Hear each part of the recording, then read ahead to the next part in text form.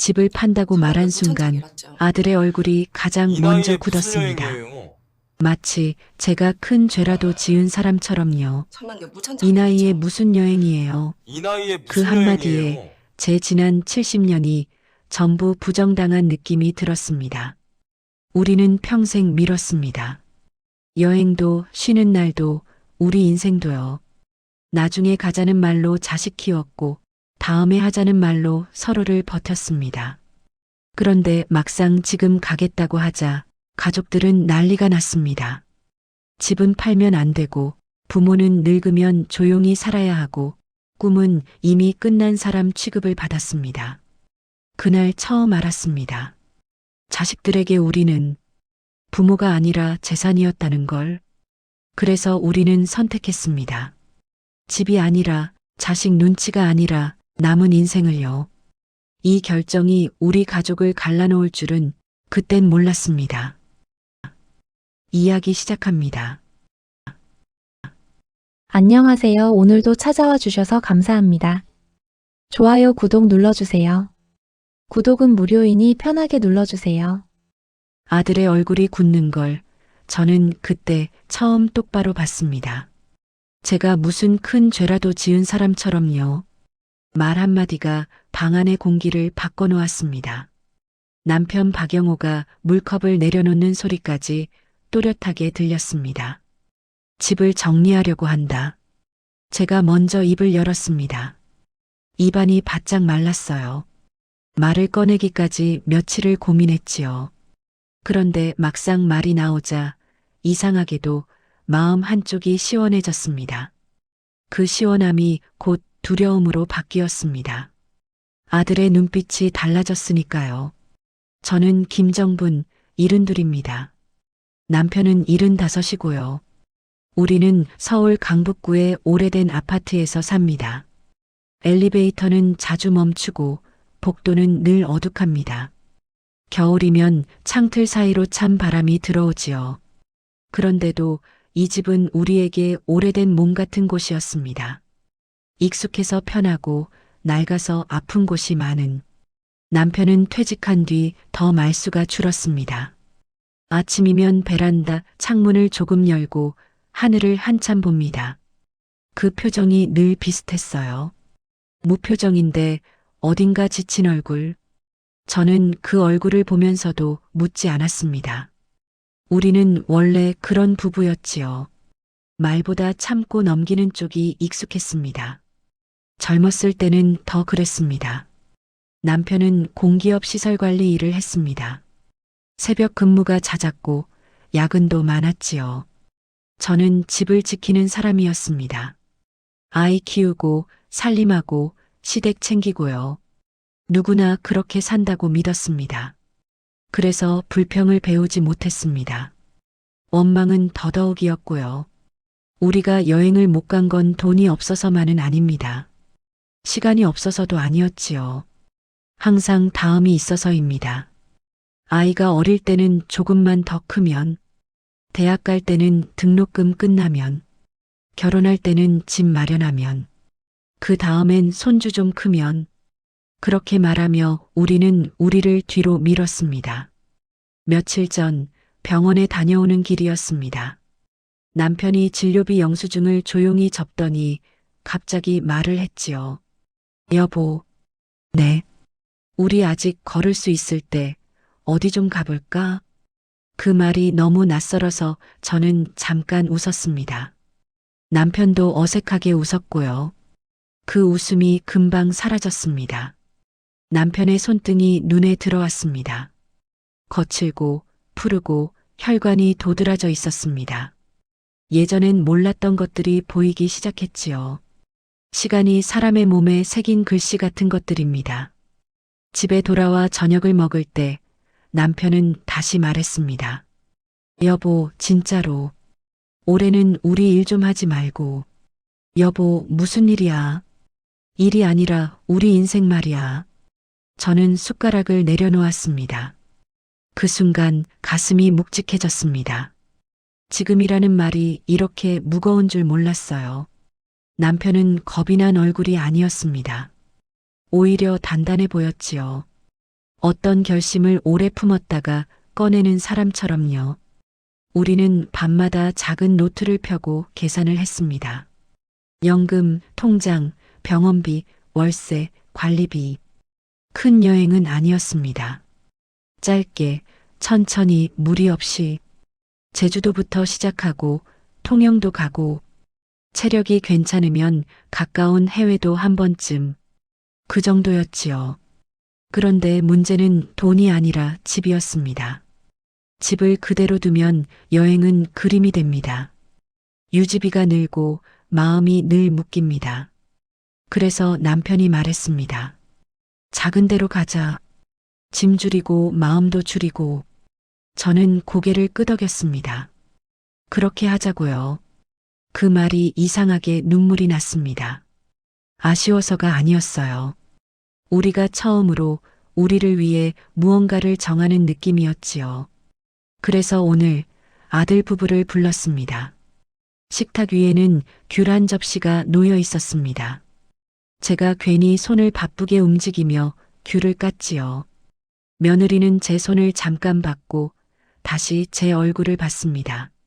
아들은 핸드폰을 테이블 위에 올려놓고 눈을 피했습니다. 그 피하는 눈이 저는 더 아팠습니다. 제가 먼저 입을 열었지요. 우리가 집을 정리하려고 한다.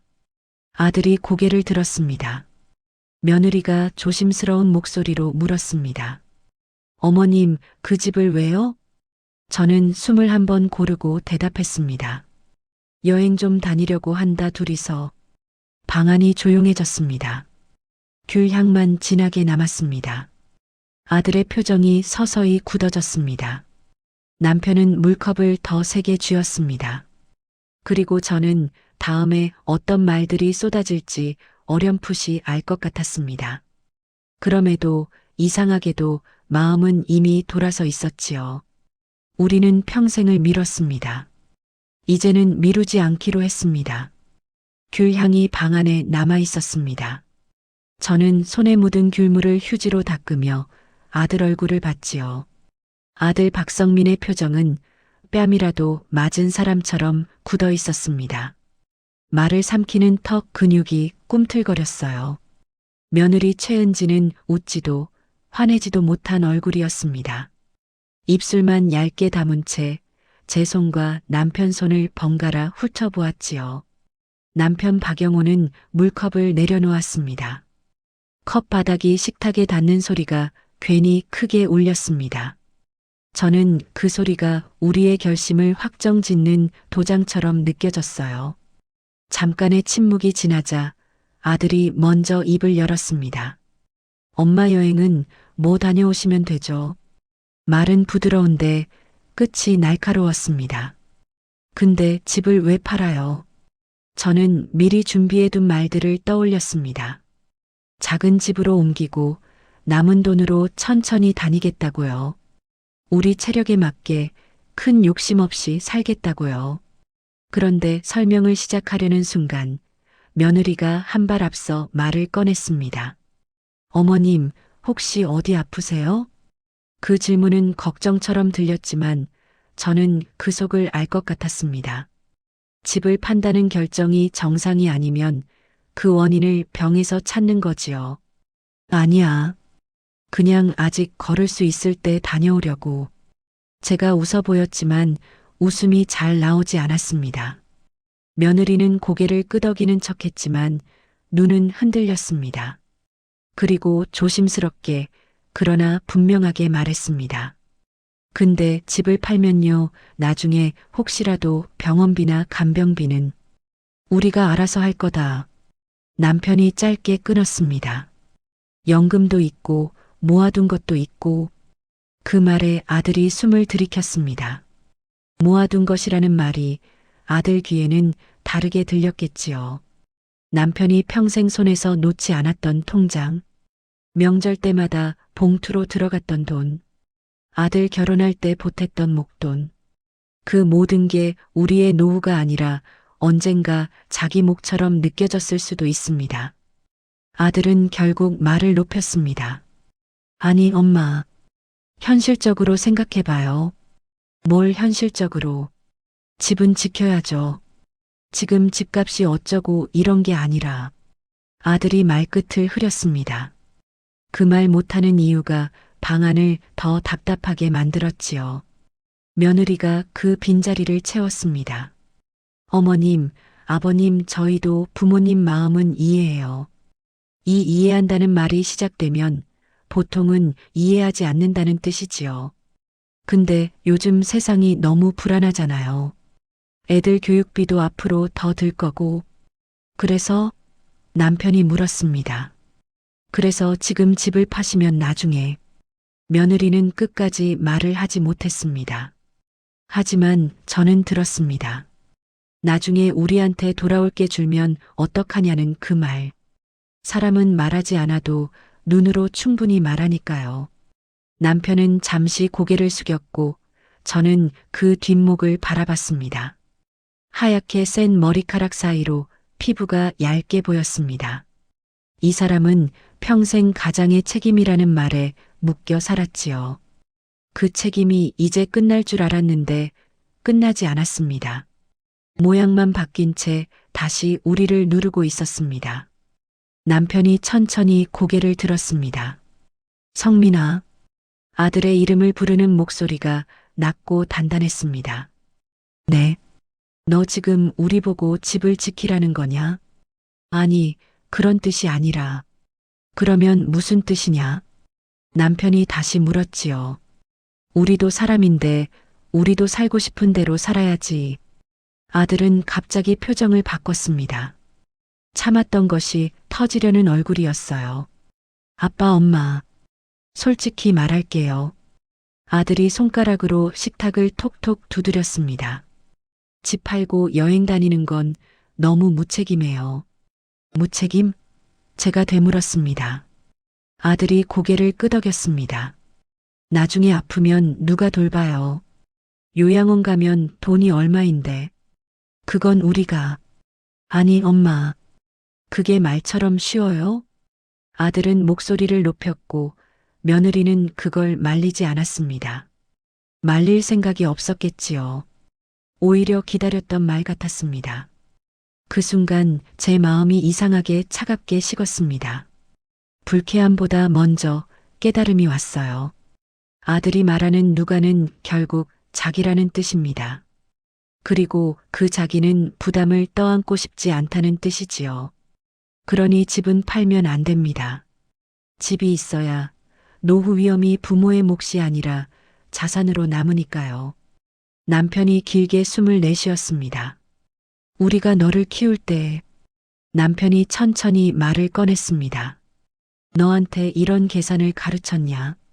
아들이 얼굴을 붉혔습니다. 아빠, 계산이 아니라 현실이죠. 현실. 현실이라는 말로 사람 마음을 눌러버리면 그게 현실이냐? 남편이 말끝을 올리지 않았는데도 방 안의 공기가 더 팽팽해졌습니다. 며느리가 그때 끼어들었습니다. 갈등 속으로 들어오는 목소리는 되게 차갑게 들리기 마련이지요. 아버님, 저희가 욕심내는 게 아니에요. 그럼 뭐냐? 남편이 물었습니다. 부모님이 여행 다니시는 건 저희도 좋아요. 정말이에요. 며느리는 정말이라는 말을 2번 했습니다. 근데 집은 부모님 마지막 안전망이잖아요. 그걸 없애면 저희도 불안해요. 저는 그 문장에 걸렸습니다. 저희도 불안해요. 불안의 주어가 부모가 아니라 자식이지요. 제가 조용히 물었습니다. 은지야. 며느리가 고개를 들었습니다. 그 불안이 우리 걱정이니 내 걱정이니. 며느리는 잠깐 말을 잃었습니다. 그 사이 아들이 재빨리 끼어들었습니다. 엄마, 말 그렇게 하지 마요. 왜? 은지는 그런 뜻이 아니라. 나는 너희 뜻을 알아. 제가 단문으로 끊었습니다. 제가 이렇게 말하는 사람인 줄 저도 몰랐지요. 며느리의 눈이 흔들렸습니다. 그 흔들림은 미안함이 아니라 예상 밖의 반격을 맞았을 때의 흔들림이었습니다. 남편은 제 손을 살짝 잡았습니다. 그 손이 뜨거웠습니다. 우리가 지금 같은 편이라는 작은 신호 같았지요. 아들은 말을 바꾸려 했습니다. 그럼 집을 팔지 말고 전세를 주고 여행 가면 되잖아요. 전세를 주면 우리가 어디 사니? 남편이 물었습니다. 원룸이라도. 그 말이 끝나는 순간 저는 마음속에서 무언가가 뚝 끊어지는 소리를 들었습니다. 원룸이라도. 부모는 그 정도면 된다는 말이지요. 제가 천천히 그러나 또렷하게 말했습니다. 성민아, 너희가 우리 집에서 살 생각이니? 아들이 눈을 크게 떴습니다. 그 질문은 도발이 아니라 확인이었습니다. 하지만 그들은 도발로 받아들였지요. 엄마, 그런 게 아니라. 아들은 말을 더듬었습니다. 며느리는 입술을 꽉 깨물었습니다. 그 표정이 답이었습니다. 남편이 낮게 말했습니다. 이 집은 우리 집이다. 아들이 반사적으로 반박했습니다.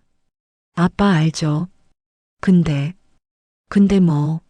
남편이 고개를 조금 기울였습니다. 너희가 근데를 붙이는 순간 그건 이미 너희 집이 된 거다. 방 안에 다시 침묵이 내려앉았습니다. 침묵은 늘 누군가를 선택하게 하지요. 저는 그 침묵 속에서 내 평생을 돌아봤습니다. 아이를 위해 참고, 가족을 위해 접고, 시댁을 위해 미소 지었던 시간들. 그 시간 끝에 남은 게 우리도 불안해라는 말이라면 그건 너무 서러운 결말이지요. 아들은 마지막 카드를 꺼냈습니다. 목소리가 더 낮아졌습니다. 이 낮아진 목소리는 보통 협박과 비슷하게 들립니다. 엄마, 아빠, 진짜 그렇게까지 하실 거면 나중에 무슨 일 생겨도 저희한테 기대지 마세요. 그 말이 공기를 베었습니다. 저는 심장이 한번 크게 내려앉는 느낌을 받았어요. 아들이 기대지 말라고 말한 순간 저는 내가 지금까지 무엇을 기대하며 살아왔는지 알게 됐습니다. 아들의 사랑, 가족이라는 안전, 늙어도 내 편이라는 믿음. 그 믿음이 갑자기 허공에 붕 떠버렸지요. 남편은 흔들리지 않았습니다. 오히려 조용히 물었습니다. 우리가 너희한테 기대려고 집을 지켰냐? 아들은 대답하지 못했습니다. 남편이 한 번 더 말했습니다. 우리는 너희가 잘 살길 바랐다. 근데 그 잘 속에 우리가 갇힐 줄은 몰랐구나. 며느리가 급히 말했습니다. 아버님, 그렇게 말씀하시면 저희가 너무 나쁜 사람 같잖아요. 남편은 시선을 며느리에게 주었습니다. 눈빛이 차갑지 않았습니다. 그런데도 더 아프게 느껴지는 눈빛이었지요. 나쁘다는 말을 내가 했냐? 남편이 말했습니다. 다만 너희 마음이 오늘 여기서 보였을 뿐이다. 그날 저녁 아들 부부는 오래 앉아있지 못했습니다. 식탁 위에 귤껍질만 남기고 서둘러 일어났지요. 현관에서 신발을 신는 동안 아들은 한 번도 우리를 제대로 보지 않았습니다. 며느리는 문을 나서기 직전 잠깐 뒤를 돌아봤습니다. 그 눈빛은 미안하다가 아니라 왜 이렇게까지 하느냐였어요. 문이 닫히자 집안은 조용해졌습니다. TV 소리도 없고 냉장고 돌아가는 소리만 들렸습니다. 남편이 소파에 앉아 두 손을 무릎 위에 올렸습니다. 손끝이 아주 조금 떨리고 있었습니다. 그 사람도 상처가 없을 수는 없지요. 저는 남편 옆에 앉았습니다. 한참을 말이 없었습니다. 그러다 남편이 아주 낮게 말했습니다. 여보, 네, 겁나지. 저는 고개를 끄덕였습니다. 겁이 났지요. 여행이 아니라 관계가 깨질까봐, 내가 엄마로서 실패한 걸까봐. 그런데 그 겁 속에서도 이상한 확신이 있었어요. 우리가 지금 물러서면 우리는 다시 평생을 미루게 됩니다. 남편이 제 손을 잡았습니다. 그 손이 오늘따라 더 단단했습니다. 우리 그만 미루자. 남편이 말했습니다. 이건 도망이 아니야. 우리 인생을 찾는 거야. 저는 남편 손을 더 꼭 잡았습니다. 창밖으로 늦은 겨울바람이 불었습니다. 복도 불빛이 창문에 흐릿하게 비쳤지요. 그 불빛 아래서 저는 생각했습니다. 오늘 식탁에서 벌어진 일은 시작일 뿐입니다. 집을 파는 일은 숫자로 끝나지 않을 겁니다. 가족은 더 세게 흔들릴 거예요. 집을 내놓기로 한 건 그날 밤이었습니다. 아들 부부가 돌아간 뒤 집안은 유난히 넓어 보였지요. 소파와 식탁 사이의 거리도 부엌에서 거실까지의 걸음도 괜히 길어졌습니다. 남편은 말없이 외투를 벗어 걸었고 저는 싱크대에 남아있던 귤껍질을 치웠습니다. 손에 남은 향이 오래 가시지 않았습니다. 여보, 남편이 먼저 말을 꺼냈습니다. 오늘 이야기 다시 하자. 저는 고개를 끄덕였습니다. 말을 미루고 싶지 않았어요. 이미 우리는 너무 오래 미뤄왔으니까요. 남편은 거실 창가에 서서 밖을 봤습니다. 밤이라 잘 보이지도 않는 도로를 한참 내려다보더니 천천히 말했습니다. 집을 팔자. 그 말은 낮에 나왔어야 할 말 같았고 동시에 아주 오래전부터 준비된 말 같았습니다. 저는 잠시 망설였습니다. 집이라는 건 숫자가 아니라 기억이니까요. 아이 키운 자리, 명절마다 음식 놓던 식탁, 새벽마다 남편을 배웅하던 현관. 그 모든 게 벽과 바닥에 남아 있었습니다. 그래도 저는 말했습니다. 그래요. 팔아요. 그 말이 입에서 나오는 순간 가슴 한쪽이 서늘해졌지만 다른 쪽은 묘하게 가벼워졌습니다. 다음 날 아침 남편은 부동산에 전화를 했습니다. 저는 그 옆에서 달력을 넘겼지요. 날짜들이 빠르게 지나가는 느낌이 들었습니다. 부동산에서 집을 보러 오겠다는 전화를 끊고 나서 남편은 한동안 아무 말이 없었습니다. 저도 묻지 않았습니다. 우리는 이제 서로의 침묵을 이해하는 나이니까요. 집을 내놓았다는 소식은 우리가 말하지 않아도 퍼졌습니다. 동네는 빠르고 가족은 더 빠르지요. 그날 오후부터 전화가 울리기 시작했습니다. 처음은 아들이었습니다. 전날보다 훨씬 차분한 목소리였어요. 차분함이란 보통 다른 계산을 끝냈다는 뜻이지요. 엄마, 그래. 집 내놨다는 말이 있던데. 응, 맞다. 잠깐의 침묵. 왜 그렇게 급해요? 급하다는 말이 마음에 걸렸습니다. 우리는 급한 게 아니라 늦은 거였는데요. 급한 거 아니야. 제가 말했습니다. 미뤄온 거지. 아들은 한숨을 쉬었습니다. 엄마, 이렇게 밀어붙이면 저희도 준비가 안 돼요. 뭘 준비해? 마음의 준비요. 그 말에 저는 웃음이 났습니다. 마음의 준비를 할 동안 우리는 또 얼마나 늙어야 할까요? 전화를 끊고 나니 이번엔 며느리에게서 메시지가 왔습니다. 길지 않았습니다. 어머님, 잠깐 통화 가능하세요? 저는 잠시 망설이다 전화를 걸었습니다. 어머님, 며느리의 목소리는 낮았고 조심스러웠습니다. 많이 속상하셨어요? 그 질문은 위로처럼 들렸지만 뒤에 이어질 말을 알 것 같았습니다. 속상하다기보단 생각이 많아졌지. 제가 대답하자 며느리는 바로 본론으로 들어갔습니다. 어머님, 저희가 반대해서 그러시는 건 아니죠? 아니야. 그럼 조금만 더 생각해 보시면 안 될까요? 뭘 더? 집 말이에요. 여행은 다녀오셔도 되잖아요. 집은 그대로 두고요. 그 말은 다시 제자리에 앉으라는 말과 같았습니다. 움직이지 말고 안전하게 정해진 틀 안에서만 살라는 뜻이지요. 은지야.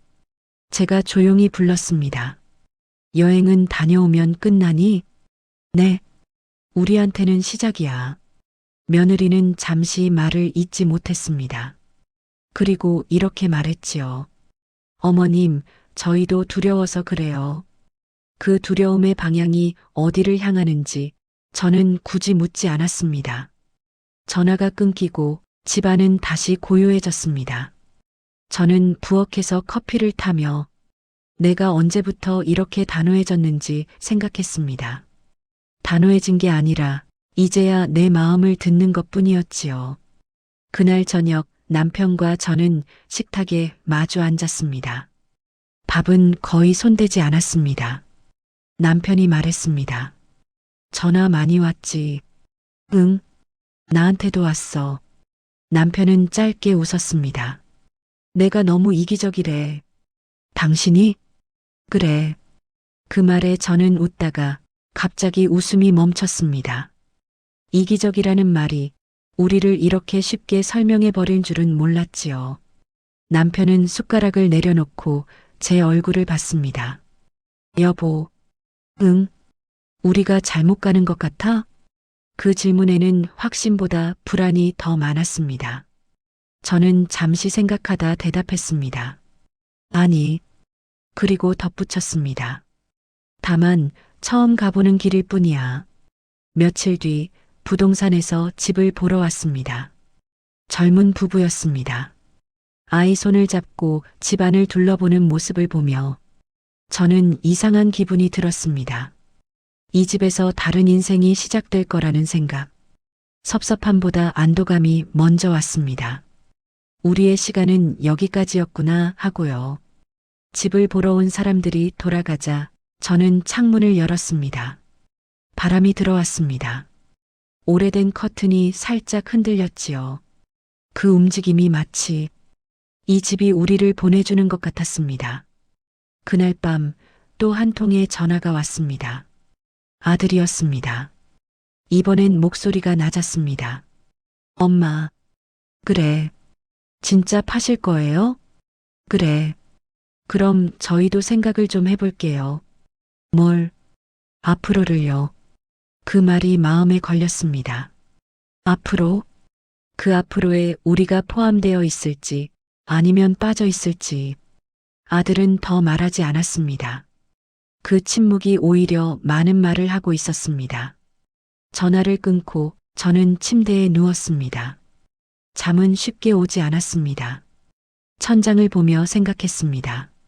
집을 파는 건 끝이 아니라 시작이라고. 그리고 이 시작은 가족을 시험할 거라고요. 남편이 불을 끄며 말했습니다. 여보, 무섭지. 조금. 그래도 남편이 말을 이었습니다. 돌아가고 싶진 않다. 저는 그 말에 고개를 끄덕였습니다. 돌아가고 싶지 않았습니다. 다시 미루던 자리로, 다시 참고 살던 자리로. 계약서에 도장을 찍던 날 손끝이 차가웠습니다. 부동산 사무실의 형광등은 유난히 하얗게 빛났고요.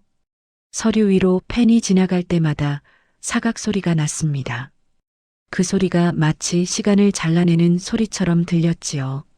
남편 박영호는 말이 없었습니다. 그저 서류를 꼼꼼히 읽고 한 줄 한 줄 확인한 뒤 고개를 끄덕였습니다. 저는 남편의 옆 얼굴을 보며 생각했습니다. 이 사람은 지금도 가장으로 서 있구나. 다만 이번엔 우리를 위해 서 있구나 하고요. 집은 예상보다 빨리 팔렸습니다.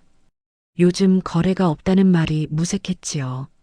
젊은 부부가 계약금을 걸고 나간 뒤 부동산 중개사는 우리에게 웃어 보였습니다.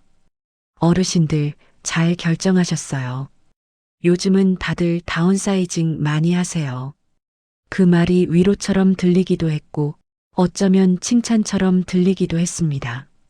하지만 저는 그날 칭찬보다 더 큰 게 마음속에 있었어요. 이제 진짜 돌이킬 수 없겠구나 하는 두려움과 그래도 해냈다는 작은 자랑이 섞인 감정이지요. 집을 팔았다는 소식은 다시 가족에게 닿았습니다. 아들의 전화는 예전보다 더 짧아졌습니다. 며느리는 말끝마다 어머님, 정말 괜찮으시겠어요? 를 붙였습니다.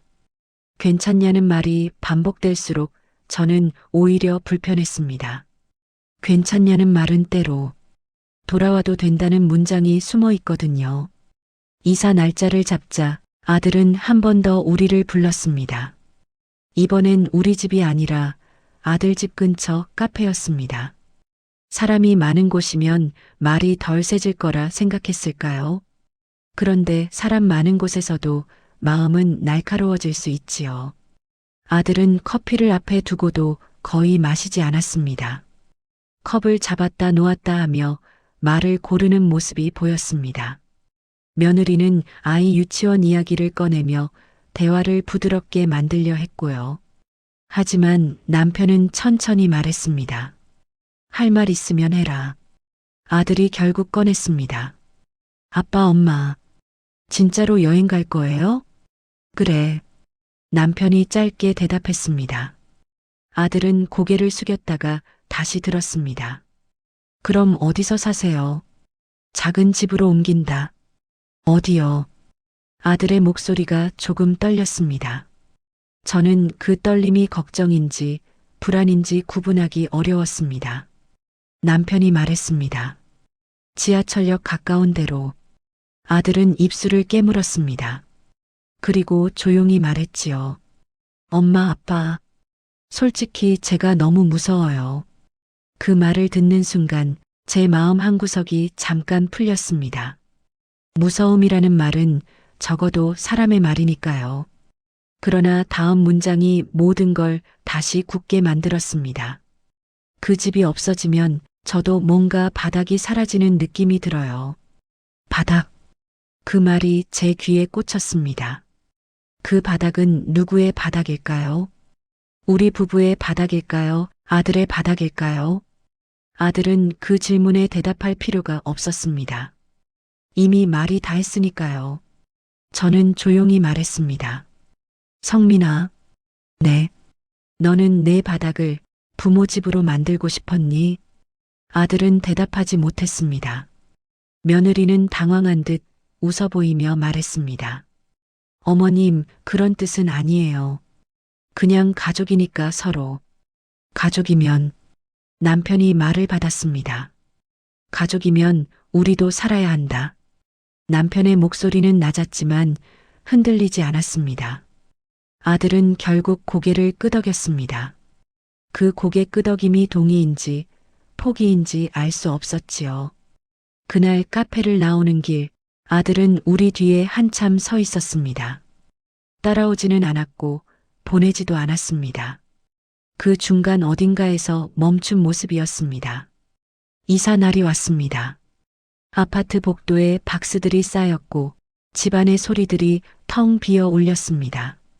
냉장고가 마지막으로 웅하고 울었고 벽에 걸어두었던 액자 뒷면이 햇빛을 반사했습니다. 저는 방마다 잠깐씩 서서 벽을 만졌습니다. 뭐가 묻어 있는 건 아니었지만 시간이 손끝에 남아있는 기분이었어요. 남편이 말했습니다. 여보, 가자. 저는 마지막으로 현관문을 닫으며 조용히 속으로 인사했습니다. 고생했다, 나. 고생했다, 우리. 새 집은 작았습니다.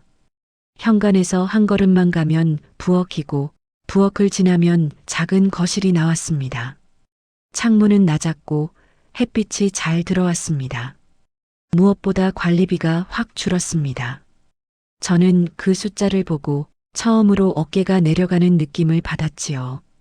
짐을 정리하던 저녁, 남편은 작은 식탁에 앉아 노트를 펼쳤습니다. 여행 계획표였습니다.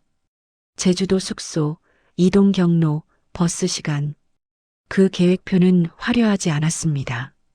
그런데 이상하게도 저는 그 종이가 너무 눈부시게 보였어요. 그건 꿈이 아니라 일정이었으니까요. 꿈은 멀고 흐릿하지만 일정은 현실이지요. 남편이 물었습니다. 여보, 제주도는 3박이 좋겠지. 저는 웃었습니다. 당신이 3박 버틸 수 있겠어? 남편도 웃었습니다. 그 웃음이 오랜만에 집안을 따뜻하게 만들었습니다. 그리고 우리가 첫 여행을 떠난 날이 왔습니다. 남편은 작은 가방 하나를 들었고 저는 모자를 눌렀었습니다. 젊은 사람들 사이에서 우리가 조금 느려 보였습니다. 하지만 그 느림이 부끄럽지 않았습니다. 오히려 당당했지요. 우리는 늦었지만 멈추진 않았으니까요. 비행기가 출발할 때 저는 창밖으로 지나가는 건물들을 봤습니다. 아파트 단지, 회색 담장, 겨울나무. 그 풍경이 점점 멀어졌습니다.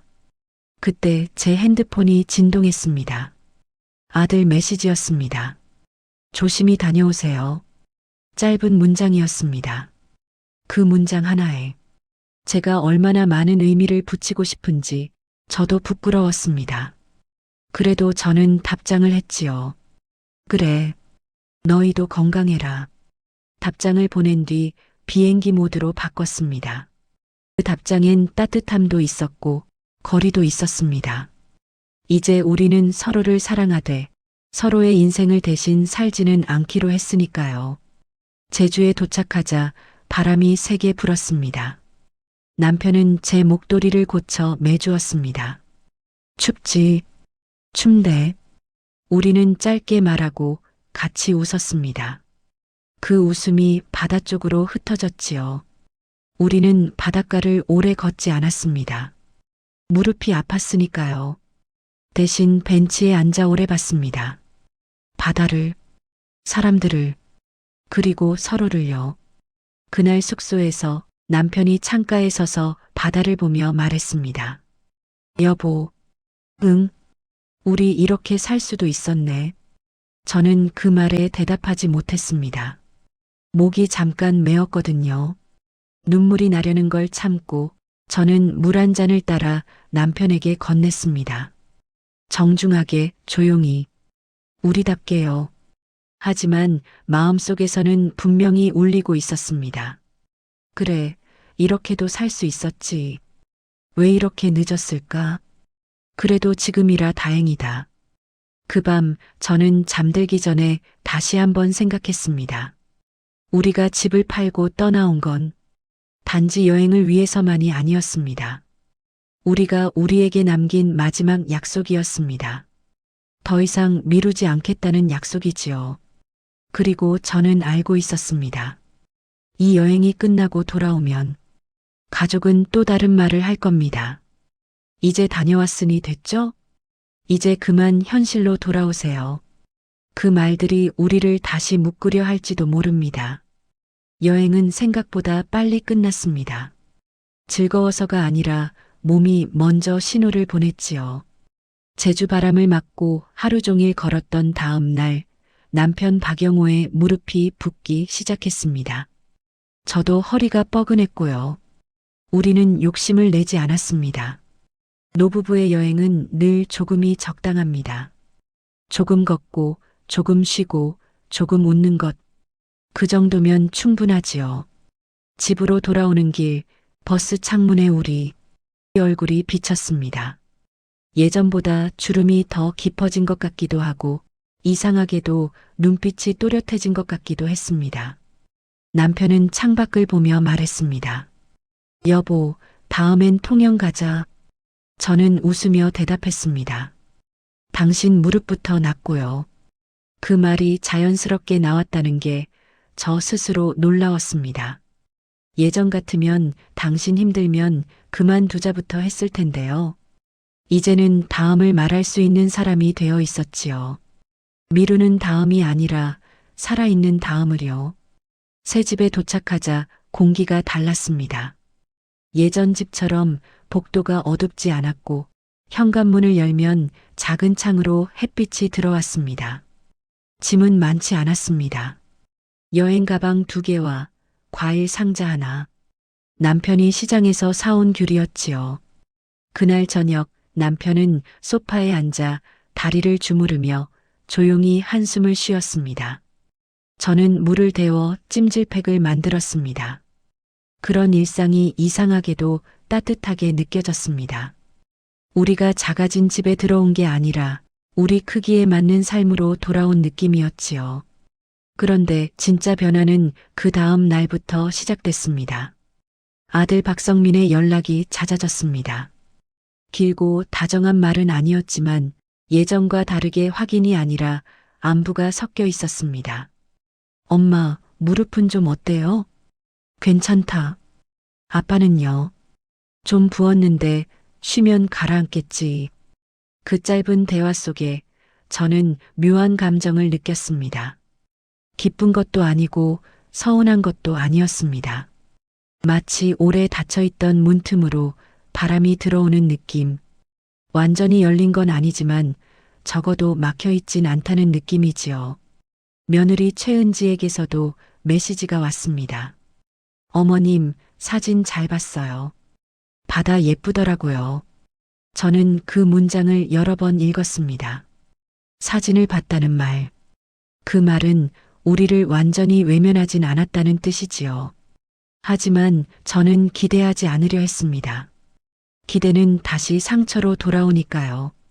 우리는 이제 사랑과 의존을 분리하는 연습이 필요했습니다. 부모는 자식을 사랑하지만 자식의 시선 안에서만 살 필요는 없지요. 며칠 뒤 아들이 우리 집으로 왔습니다. 집이 작아진 걸 보고 아들이 잠깐 멈칫했습니다. 그 표정에는 당황과 미안함이 섞여 있었습니다.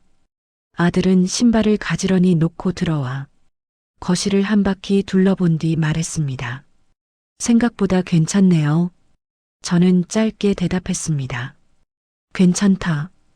아들은 소파에 앉았다가 다시 일어나 부엌 쪽을 슬쩍 보고 창문에서 들어오는 햇빛을 바라봤습니다. 그 모습이 꼭 자기가 몰랐던 세계를 확인하는 사람처럼 보였지요. 남편이 조용히 물었습니다.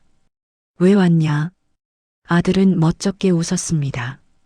그냥 아빠 무릎도 걱정되고. 남편은 고개를 끄덕였습니다. 그리고 아주 담담하게 말했지요. 걱정되면 걱정만 해라. 아들이 눈을 크게 떴습니다. 남편은 이어 말했습니다. 우린 괜찮다. 그 말은 차갑지 않았습니다. 오히려 새로운 질서 같았지요. 우린 우리로 설 수 있다는 선언. 아들은 잠시 고개를 숙였습니다. 그리고 낮은 목소리로 말했습니다.